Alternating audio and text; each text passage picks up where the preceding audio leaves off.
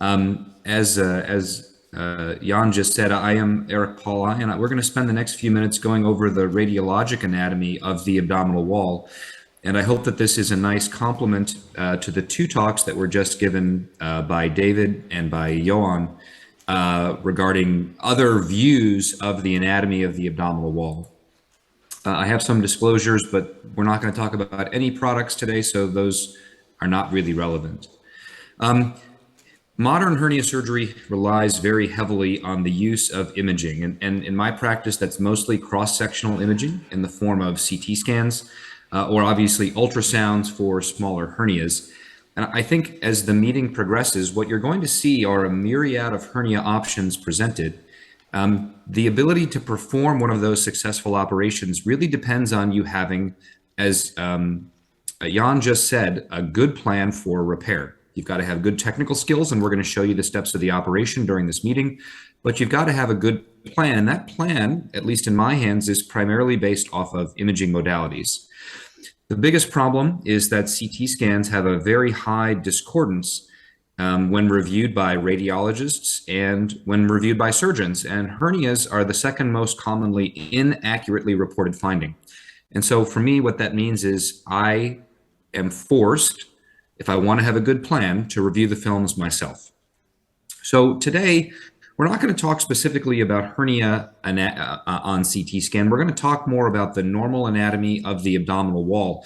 But this understanding of the normal anatomy is the basis by which our understanding of hernia anatomy and then subsequently our basis of hernia repair is going to be built on.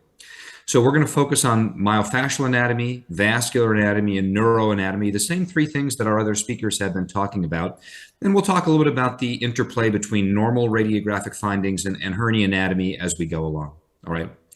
So for starters, I think it's just important that people are able to understand on cross-sectional imaging the location of the abdominal wall musculature. So here we see a rectus abdominis muscle, B, as David was just showing us, the location of the transversus abdominis posteriorly, an internal oblique, and an external oblique.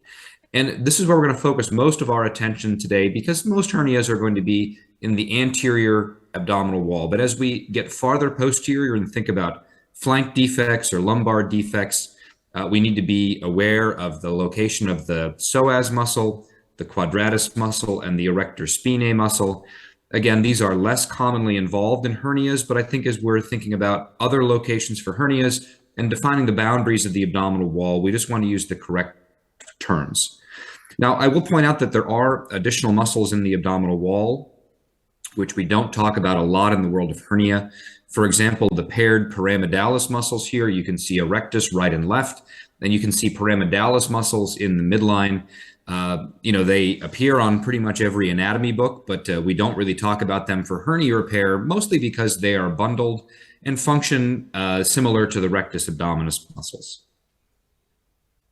Let's spend a few minutes here and talk about myofascial anatomy and how you can view it radiographically. So, as was mentioned earlier, we want to think about the location of the semilunar line and our linea alba here in the midline. And if we zoom in a little bit, we get a sense that even on CT scans, with a modern CT scan, we can understand where the muscles and fascia insert on one another, with an external oblique inserting anterior, a transversus abdominis inserting posterior on the rectus sheath, and the internal oblique splitting anterior and posterior. The main relevance of that, as David Laurier pointed out, when you're performing a transversus abdominis release. As we think about additional locations of muscles, we also want to point out, as David just did, the interdigitations of muscles. And so when we think about hernias that are near the costal margin, as we see a view of the costal margin here, we want to think about the rectus abdominis. We want to think about the external oblique inserting very high on the chest wall, as David just showed. And I think more importantly, we want to think about where is the location of the diaphragm. So here's the diaphragm actually inserting inside the chest wall and actually inserting behind the rectus abdominis and interdigitating with the transversus abdominis. So that interdigitation between those muscles is important when you're doing a transversus abdominis release in particular, if you're doing that operation too close to the costal margin, if you're actually releasing the muscle too close, you'll not only be dividing the transversus, but you will be dividing the insertion point of the diaphragm on the chest wall. So keeping in mind the locations of those insertion points. As you're looking at a CT scan, you want to try and identify those muscles to understand where you're going to be when you're doing the release that you have in mind. Now, I will point out that a lot of these anatomic relationships can be seen on ultrasound. So here we see an ultrasound of the abdominal wall. We get a wonderful view of a linea alba, of a rectus abdominis on the right-hand side, of an external oblique, an internal oblique, and a transversus. And I think that this particular cut shows you very nicely how the transversus lives behind the rectus. This correlates pretty much one-to-one with that CT scans that we just looked at. I think the biggest downside of this is you don't get in one view the entire circumference of the abdominal wall.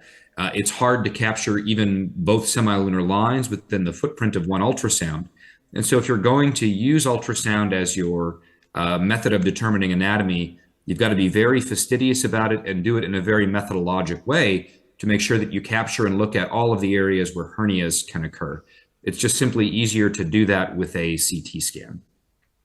But the bottom line is, at the end of the day, we can correlate these back and forth between one another. For example, this wonderful view of the linea alba not only shows you what they look like on two imaging studies, but also shows you anatomic differences between the linea alba.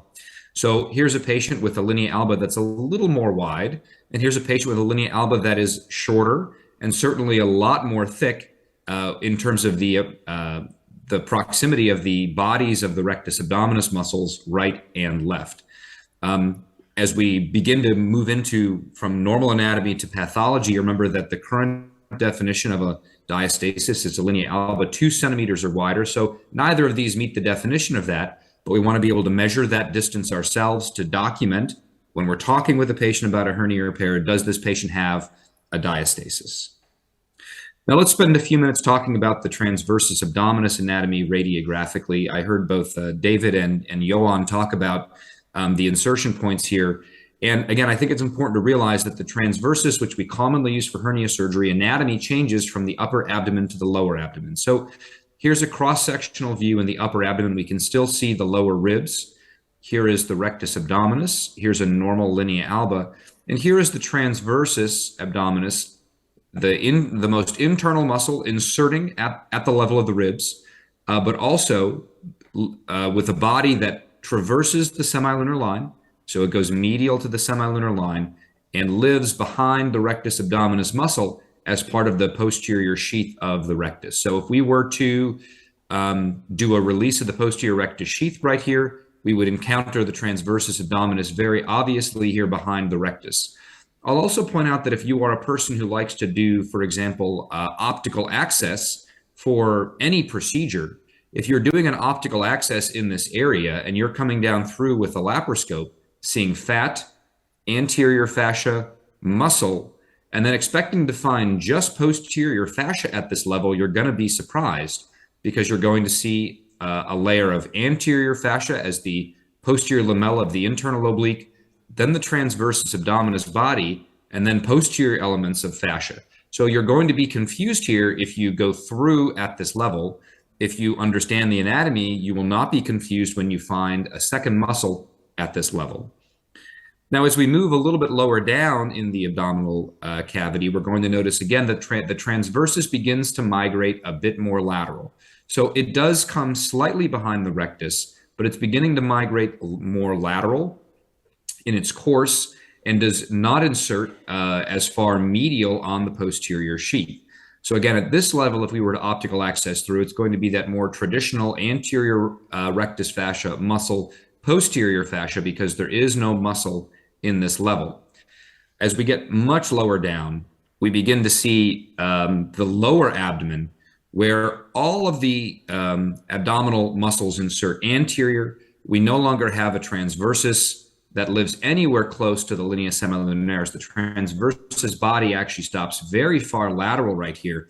And this is one of the reasons why the semilunar line in the low abdomen is so prone to developing hernias of all sorts, whether that's a Spigelian hernia or whether that's an incisional hernia from a low port from for example, an appendectomy or from a gynecologic procedure. And that's because you've got only myofascial attachments here. Only fascial attachments with really no major muscle covering this at all. That's very different than in the mid-abdomen where there's muscle, and in the upper abdomen where there's absolutely muscle at that level. Now, again, I've alluded to this at least once before, and again, this is a very wonderful view of the division of the internal oblique fascia going anterior and posterior.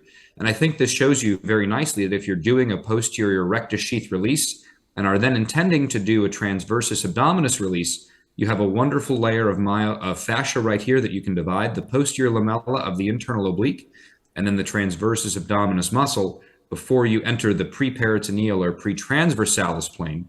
But I will point out that on cross-sectional imaging, those other elements, like where is there good transversalis fascia, where is the peritoneum, are not readily apparent on cross-sectional imaging. Ultrasound, it's a bit easier, as I showed earlier, to identify peritoneum. Now, we've mentioned very briefly the semilunar line and its relationship.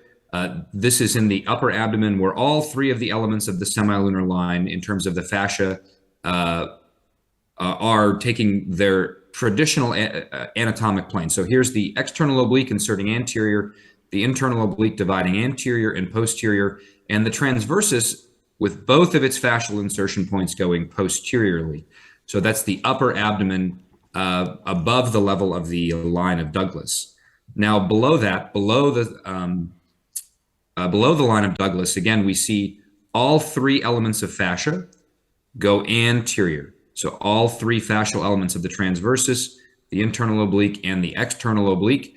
And as I mentioned earlier, we only have muscle lateral. So this is a very thin area of the semilunar line, very prone to injury from trocar sites or from inappropriately done myofascial releases.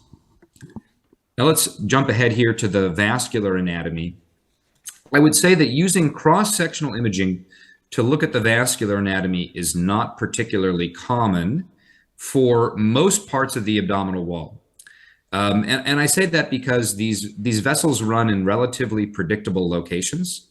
The abdominal wall, as you can see from this picture, has very robust vascular supply. You've got superior epigastrics, you've got inferior epigastrics and their branches, you've got superficial veins providing skin, you've got thoracoepigastric veins, and you've got all of these subcostal vessels, and they run in relatively predictable locations. And if you were to injure one or even multiple of them during the course of a hernia repair, it is not particularly consequential to the remaining parts of the abdominal wall. So I don't think it's necessarily important that we have an understanding of where all of these live radiographically, but I do think it's important to understand when you're looking at a scan where it's going to be a problem for your hernia repair. So let's just spend a few minutes here and talk about where and why we care about blood vessels of the abdominal wall. So for starters, let's just think about the periumbilical perforating vessels. These are branches of the inferior epigastric. So here we see the inferior epigastric behind the rectus on both the right and left-hand sides. These vessels come through the body of the rectus and they enter within 10 centimeters of the umbilicus. And here we see an umbilical hernia. These vessels provide skin and blood supply to the central abdomen skin. We can see that they actually come down through the level of the fascia here, and they will actually penetrate the fascia. Now, the reason we care about these periumbilical perforating vessels is that any hernia repair that creates a subcutaneous flap will necessarily divide these periumbilical perforators, usually at the level of the fascia. Why is that important? Well, it's not so important normally because people have lateral vessels, such as the lumbar vessels. Here are some lumbar vessels supplying skin. Those will have blood collaterals that come to the midline. But here's a great example of someone who had a surgery where this was not taken into consideration. Here is a paramedian incision, which has taken all of the lateral vessels in their course coming from lateral to medial. This patient subsequently had a midline laparotomy with a skin flap formation to do an external oblique release. That took out all of the periumbilical perforators that we just talked about, leaving this island of skin with no periumbilical perforators and no lateral blood supply coming through. So this is a predictable problem if you understand the blood supply to that section of the abdominal wall. Here is another way that that can happen. This is a patient who has had a AAA and has had a AAA repair. And when you have an endograft in place, all of the lumbar vessels that supply the lower abdominal wall have been taken out. And so even though there might not be an incision here to show you that those vessels are going to be missing, this graph tells you that there's going to be no blood supply from the lateral abdominal wall.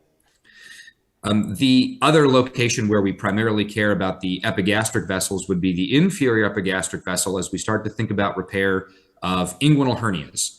We use this mostly to define the anatomy between the direct space, as we see this direct hernia here, or the indirect space occurring lateral to the epigastric vessel. So this does matter. What matters to me the most, though, I think when I start thinking about inguinal hernias is when I get an ultrasound, why does my ultrasound report never tell me these things?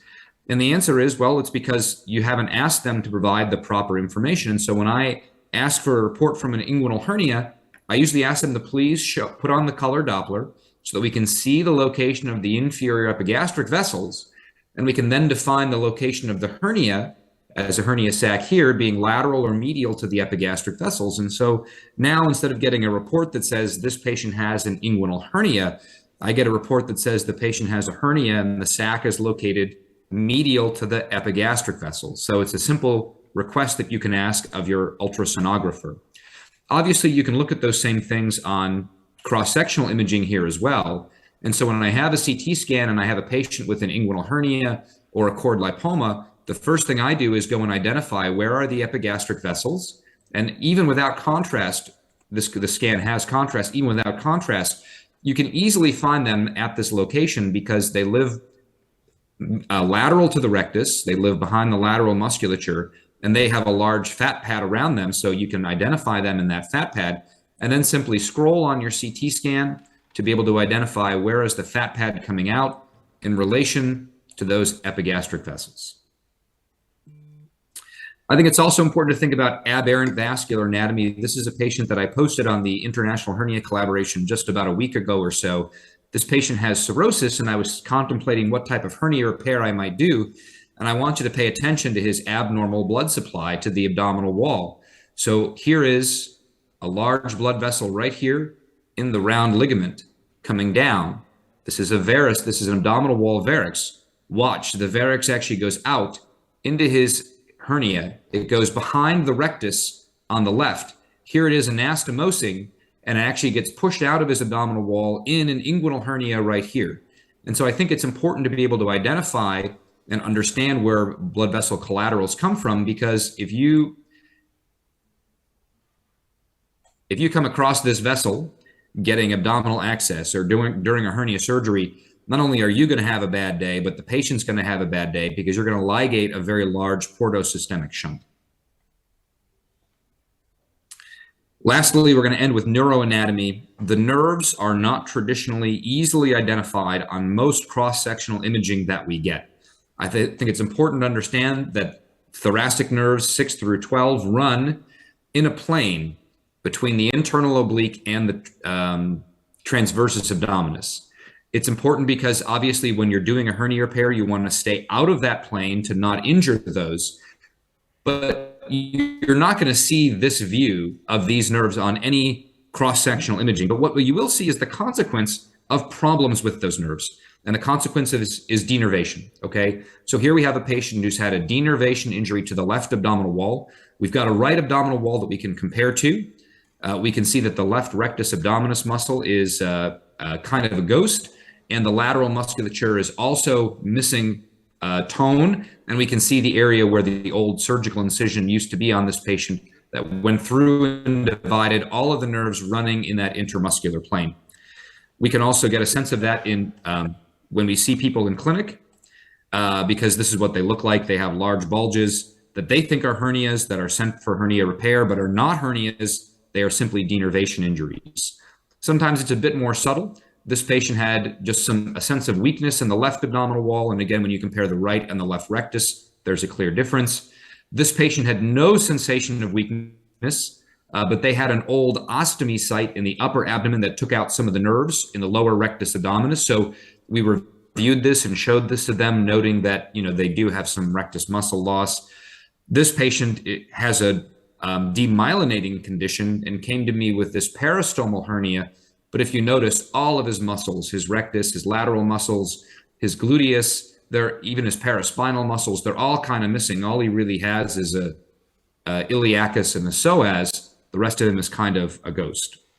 I think the other area where this concept is helpful in terms of denervation is thinking about chemical denervation, or utilizing to obviously inject the nerves of the abdominal wall, right? So here we are using ultrasound and our knowledge of anatomy to go through all three of the lateral muscles and to inject the transversus, the internal oblique, and the external oblique with Botox, as you see us doing here. Not only can we inject the Botox and leave these aliquots of Botox inside the muscle belly itself, but we can subsequently use this to follow up utilizing imaging. So here is a patient of mine who has a large loss of domain hernia. Look at the lateral musculature before we gave them Botox, and we can compare the lateral musculature after the Botox. This is the same patient. These scans are about a month apart. You can see the elongation of those muscles. This is how we're going to get some domain back from a loss of domain hernia repair. I think the last place that neuroanatomy comes into play on imaging is obviously the ability to find those nerves and block them. I think the most common thing in my practice would be the utilization of ultrasound to perform a tap block by identifying the plane between the internal oblique and the transversus, and to inject some analgesia into that plane, either a short-acting or a long-acting analgesic. You can obviously do this with an open approach as well if you understand the neuroanatomy. This is the same view. This is a patient who's had a TAR, and we're simply injecting at the cut edge of the muscle. You find the cut edge of the muscle and you inject. It's the same plane, but rather than finding it during open surgery, it can obviously be found under ultrasound. So I'll conclude by saying that obviously understanding the normal anatomy of the abdominal wall routinely on imaging studies is a critical skill if you're going to be good at hernia surgery. It allows you to identify what's normal, pathologic, and what's surgically altered, to prepare for hernia surgery, to facilitate planning during those repairs. And as I always emphasize to people, practice makes perfect. If you begin looking at all of your images, and if you have a question, you review that with the radiologist. Within 3 to 6 months, you're going to be really good at looking at the things that you need to understand in terms of a hernia repair. With that, I'll stop. Thanks again, and I look forward to seeing you later on in the day today.